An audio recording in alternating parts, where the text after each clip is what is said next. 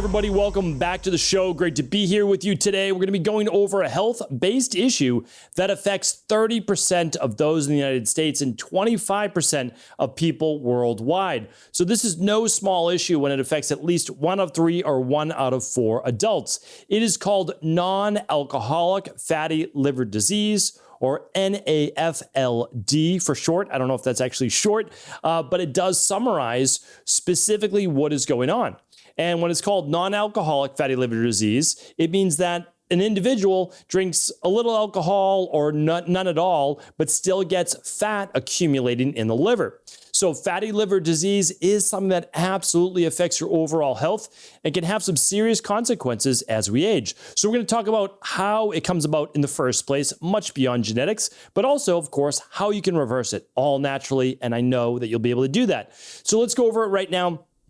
Simple fatty liver steatosis, also referred to as hepatic steatosis, is simply meaning the fat is accumulating in the liver, but there's really no liver cell damage. All right, so that's simple steatosis. Now, there's something else called the NASH score. You can also have that done with your PCP or primary care doctor, and it's also non-alcoholic steatohepatitis. And what happens is there can be now damage of the liver cells where your AST and ALT liver enzymes increase. So when you run your annual blood work, you want a full blood panel done. So you want your metabolic health run, you want your lipid panel run, you want everything run, including your ALT and AST. Now, those typically are run, but just want to make sure that you're checking for those on your annual blood work. If those are elevated, certainly there's a sign that something's going on with the liver. But oftentimes, it's not diagnosed properly. And that is when it has even greater risk factors because it's not caught soon enough. So one of the reasons why this came up is that I was just working with someone in my private practice that has this. They were, fairly healthy individual when they were coming to see me, but they still had much to work on. I'm going to give you some of the tips that I gave them, but I'm also going to share with you how you could have this run and looked at at an earlier stage. So before we get to that, maybe the diagnostic part of that is let's go over some risk factors. So for individuals that are higher on the BMI, so it doesn't matter to me, honestly, how you feel about the BMI. Like, it's really important that we understand that the BMI does matter. And this is something that I'll argue back and forth, and argue is a strong word. I would say that debate, just, in an open-minded and casual way. Some of my colleagues, they'll say, well, BMI really doesn't matter because I know people that are a 26 on their BMI, and the BMI is 19 basically to 24.9. And they're 26, 27, 28 on the BMI, and they only have 10% body fat. And I say, okay, but two things. One is that's less than 1% of 1% of the population. Like, that's such a small, use study that doesn't help the 3 billion people online who have internet connection. That's actually doing people a disservice by saying it doesn't matter. And second, well, let's just say you are, let's just say someone around my height, 5'8". Okay, I'm at the top end of the BMI. I am at 25, so I get that, right? I'm in the mid 160s weight wise. That's at 25 for your BMI. So I totally understand that there's levels to this. But if I was 200 pounds like I was when I was doing more bodybuilding back in my early 20s, well, that's not healthy. I just want to state that is not necessarily healthy. That is a lot of weight for your body to be holding. Now, if it's mostly muscle, less body fat, and you're doing things in a healthy way, great. But my body was certainly very inflamed. So it does matter on the individual. But I'm put it to you this way, that it is actually quite important to have a healthy BMI. It really is. It does matter because as body weight goes up based on our body height, it causes more stress in the body and more fat can accumulate. So much so that they found that if you lost about 5 to 10% of your body weight. Now, this is for people, of course, who need to lose weight. So let's just say you're 5'8", you're 180 pounds. All right, if you lost 10%, that would be 18 pounds less. That would take you down to 162, right? Somewhere around there. I'm trying to do math on a podcast, but 162 pounds. Well, now you're back in the health zone. And then you show that very specifically that if you lose 5 to 10% of your body weight, it actually greatly decreases non-alcoholic fatty liver disease. So that was one of my first recommendations. But before I get to recommendations, again, I want to go back to it. it. So weight is one, insulin resistance or type 2 diabetes is another. Hyperlipidemia, which means unhealthy levels of cholesterol and triglycerides, or that would have they're a little bit different, right? So if your LDL cholesterol is well above 100, well above 110, 120, could be a potential issue. If your triglycerides are above 75, it's not ideal. If they're above 100, we start to really look at them, right? That's important. And then hypertension. So that's another one that could lead to non-alcoholic fatty liver disease. So hypertension can lead to stroke. It can lead to all sorts of issues, peripheral artery or capillary-based issues. So it's an important one that we look at that, right? So a couple of things that we immediately want to go to is, does the person, are you starting to feel more fatigued, more tired? Because it's important. If you are starting to just have more blah days, as I call it, than not, this is at least something worth exploring. It's not going to be the first place that most people look, but it's worth exploring. And if you start to also have pain in the right side of your abdomen, where your liver is, which is basically right below that rib cage on the right side, worth looking into. So how do we look into it? And again, I just want to share with you on a podcast like this, I can't provide you any medical advice, medical treatment plans, medical cures, or medical diagnosis. That's not what I'm looking to do here today. I'm looking to give you all of the options that you do have and how you can improve that. So if you suspect it or you just want to get checked out, there are the blood work tests that you can run your liver enzymes. But just keep in mind, not everybody presents with high ALT or high AST liver enzymes. You can also do an ultrasound. This is super easy to do, and it's very inexpensive. Your doctor's office may be able to even do it. If not, there are lots of pop-up clinics, meaning like just places where you can literally book an appointment online. Lifeline, I believe, is one of them that I talk about with High Performance Health, inside of High Performance Health, which is at highperformancehealth.org. And this is one of those labs or one of those tests. You can literally just have your liver ultrasound. You can also do a non-contrast, so a non-contrast, no dye, MRI as part of your yearly checkup, and that will look for fatty liver disease. So basically inside of High Performance Health, that's one of the big ones we recommend because it really looks at everything. It takes a look at cancer, cysts, blood clots, aneurysm, Alzheimer's, fatty liver disease, etc. So it's an excellent one. Now, there's one other way, and that's to do a liver biopsy. I never recommend that. I mean, if you have to, and you're given medical advice to do that, well, then, it's something worth considering. But once you start to puncture and start to actually go from the outside into the body, you can actually cause damage to cells that could potentially lead to other health issues. And so I'm not the biggest advocate of that. There's far easier ways to be able to diagnose. And even if it's not this is not 100% diagnosis, well, we can now get to work right away on what I want to share with you, which are all the healthy things to do, right? Starting with our nutrition. So what do we do? Right away, what's the best recommended diet for overall health and longevity? And that includes non-alcoholic fatty liver disease, and that is the Mediterranean diet. Hands down. Again, nobody owns the Mediterranean diet, right? I'm not selling any Mediterranean diet cookbooks or anything like that, although Mediterranean diet cookbooks are excellent to get. So I'm not against those at all. I just want you to know that I don't have any dog in the race when it comes to diet. What I can share with you is that, sure, you might need temporary diets, 3 to 6 months, in helping you to transition more to a Mediterranean diet, which is brightly colored fruits and vegetables, a good amount of fiber per day, like 30 to 35 plus grams. Again, you might have to work your way up to that.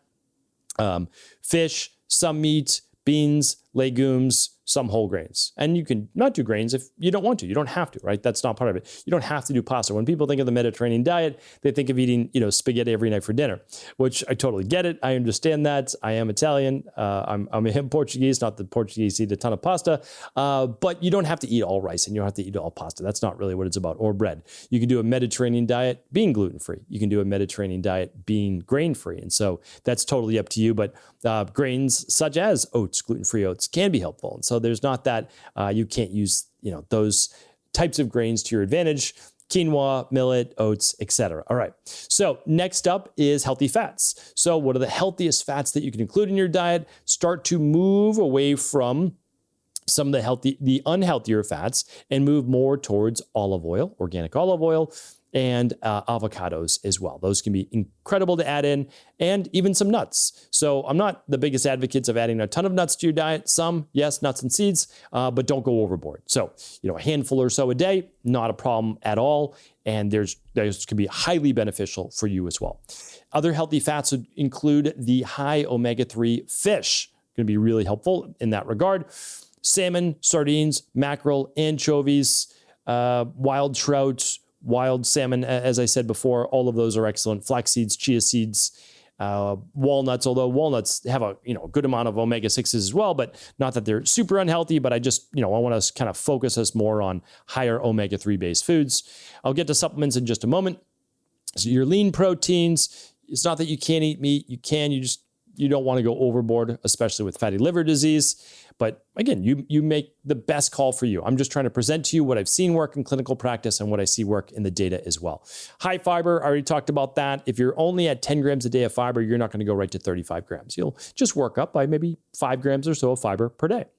And overall, just trying to limit your processed carbs. So I know we say this a lot, and so I apologize if it's kind of redundant, but it doesn't make it less true. And sometimes, myself included, we all need to hear these things over and over. So although saturated fats aren't bad for you, too much is not ideal. It creates a greater amount of lipopolysaccharides, which can certainly cause liver inflammation as well. So we want to go easy on, we want to eat some saturated fats, but not go overboard. Monounsaturated fats are definitely your friend. That's the olive oil, avocados. And then we go low on processed carbs. That's basically anything that comes in a box or a bag, and it's a variation of white or brown. We have to be cautious with that. Now, someone will always pull out cauliflower, and yes, cauliflower is white, so there are always exceptions to the rules, right? Okay, next step is exercise. So 150 minutes per week. It sounds like a ton. I totally get it. Start with walking. That's it. Start with walking. Work your way up to 10,000 steps per day. Ideally, 20 to 30 minutes after a meal, go for a walk. Or meaning do 20 to 30 minutes of a walk after a meal. One of the best things that you can do. And this is overall just health advice. I lay out a lot of this in my book, The Rain Barrel Effect, but of course in much more depth, right? But exercise, we start with walking, but then we need to work up to some aerobic based exercise, some cardio that gets your heart rate going and you start to work up a sweat. I'm not going to go into heart rate zones and all that today. All that matters. But then eventually, once you get good at that, so we don't overdo it, we're actually going to work into some more high intensity interval training with weights or cardio, however you want to do it. But we want to get that blood flowing through the body. And that's closer to maybe zone 3, zone 4, getting that heart rate up for sure. All right. Strength training matters. It's not that it doesn't. It does, but we want to incorporate the blood flow to an even greater degree. And then, yes, of course, strength training. Let's see what else. Couple nutritional supplements. There are so many great ones. First, you start with a good daily activated multivitamin. Why? Because you want all of your activated B complex. You want all of your vitamins, all your minerals in there in case you're deficient. After that, we're basically looking at daily foundational protocol level 2, plus the immunity protocol. Let me lay those out for you, and then there's some specialty. So daily nutritional support or your daily activated multivitamin, your choice. Daily fruit and vegetable blend. If you're not getting 7 to 10 servings of fruits and vegetables every single day, even if you are, it's great to add back in because you get a wide variety, right? 22 different kinds and 9 full grams of real fruits and veggies without any of the carbohydrates, essentially. Okay, what else? Daily omega-3 support, right? So you need your omega-3s, higher EPA to DHA, extremely important. Then we want vitamin D3. We want our daily probiotic support. We want our vitamin C and balance zinc. All of those are excellent. If you had to cut out 2 because you're trying to save a little bit, cut out the extra vitamin C and cut out the extra balance zinc. Okay, so now you're basically omega-3s, daily activated multi or daily nutritional support, daily omega-3s for sure. I keep saying that. Your daily probiotic and your vitamin D3. And now specialty products on top of that would actually be berberine. So berberine, we have a product called Berberine Plus, which also includes the sinulin, which is a form of cinnamon extract, clinically proven. So I'll link up the research here today. It's at stephencabral.com/3107. Those individuals that used berberine for 12 weeks or longer saw a great reduction in markers for non-alcoholic fatty liver disease. I'll do a whole podcast probably on berberine and liver health. A lot of people think it's bad for your liver. It's simply not true. I mean, you can see remarkable results actually reducing liver enzymes, triglycerides, and much more. So berberine's a great one. Again, I can't give you medical advice. I just want to share that with you, but I am sharing with you what the research and the data shows. Talked about the weight management. If you're having trouble losing weight, I recommend starting with a 21-day functional medicine detox. I think that that's an incredible way to kickstart your weight loss-based goals and get healthy overall. Plus, you may want to then transition to something called Metavolve. And Metavolve is going to boost your metabolism. It's clinically proven to do that. And it does so by helping with sleep, helping with energy, helping with thyroid, helping with circulation, helping with estrogen balance, blood sugar levels, and so much more. So that's the next recommendation I'd make. Just making sure to eliminate as many environmental toxins around you as possible, which is a big cause of inflammation. And sleep, right? So one of the great rejuvenators that our body needs is 7 to 9 hours of sleep each and every night. And that is our goal. That's our goal, to then be able to have the energy to put out all of this energy the next day and keep on keeping on, because honestly, all of this has to do with consistency. It's not going to happen overnight, but you can make dramatic changes in 3 to 6 months. And that may sound like a long time, but truthfully, once it's done, it's done. Not only were you able to reverse this non-alcoholic fatty liver disease, you know now how to not allow it to come back. And that's through this healthy living based plan. So you don't need to be perfect. You just need to get started. It will work. If we can support you in any way, ask questions at cabralsupportgroup.com. The labs that I recommend running, if you want your own personalized plan, are the Big 5, or just 2 of those labs out of the Big 5 is called the starter kit, which is called the vitamin tox test. So I'll be kind of transitioning away from calling it the starter kit. It's called the vitamin tox test. All of these can be found at stephencabral.com/shop. That takes you over to our functional medicine integrative health practice at Equalife. So you can run the labs, get a personalized plan, or begin just to work on exactly what I talked about in the show here today. That choice is yours. We're always happy to help. Thank you so much for tuning into the show, supporting the Cabral Concept. I thank you. I appreciate you. Do feel free to share this show with anyone you believe it could serve. Take care, everybody. Thanks so much for tuning into today's show. Before you go, don't forget to hit that subscribe button. I want to make sure that you're getting our daily content, not missing out on anything. Functional medicine, wellness, weight gain, weight loss, anti-aging, living longer, stronger, and all of the most cutting-edge research. And if there's any topics you want to hear, feel free to leave them in the comments below. Take care.